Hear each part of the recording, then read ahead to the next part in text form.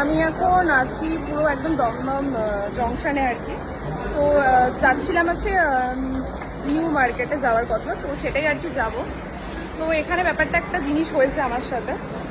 তো এটাই হয়েছে, আমি এসছিলাম মানে কি বলবো আর কি, ট্রেনে করে এসছি যথারীতি। তো টিকিট কেটেছিলাম, তো টিকিটটা কাটাটা সেখানে হচ্ছে আমার কোইন্সিডেন্স, আমার টিকিটটা হয়তো পড়ে যায়, আমি বুঝতে পারলাম না কী করে বললো। এবার বারবার ধরে আমি ব্যাগ থেকে মুখটা মুছছিলাম রুমাল দিয়ে। তো সেখানে দাঁড়িয়ে আমি এখানে টিটি আর কি যথারীতি তো থাকে এখানে, তোমরা জানোই। তো আর কি আমি ধরে, আমি তো জানি আমার কাছে টিকিট আছে, এবার আমি সেটা বের করতে যাই, দেখি সেখানে নেই, মানে টিকিটটা নেই আর কি আমার কাছে। তো যাই হোক, আমি অনেক খুঁজছিলাম, আর আমি কোন ট্রেনে রেখেছি আমি সেটাও মনে ছিল, আমি ওখানে বারবার করে খুঁজছিলাম।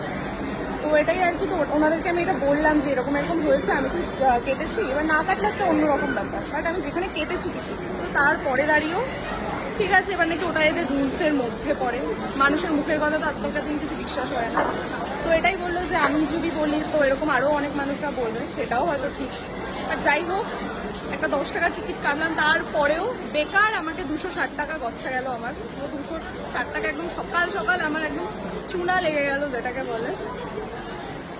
কি আর বলবো, কিছু করার নেই। একটা বড় সড়ো আমার সাথে হয়ে গেল, বড় সড়ো না অল্পের মধ্যে থেকে গেছে, বাট যাই হোক, টাকা তো টাকাই হয়।